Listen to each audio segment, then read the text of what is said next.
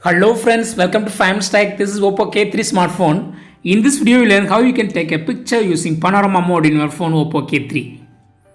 First of all, open camera in your phone. Click here for camera and click on these three lines and select pano option, second option, and focus from one point.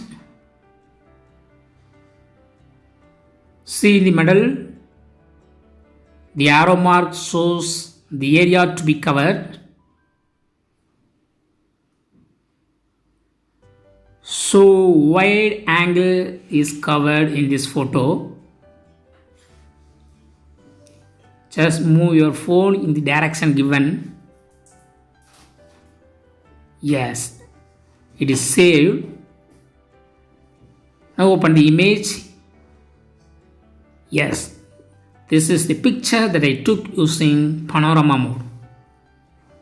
So wide angle is covered, wide area is covered.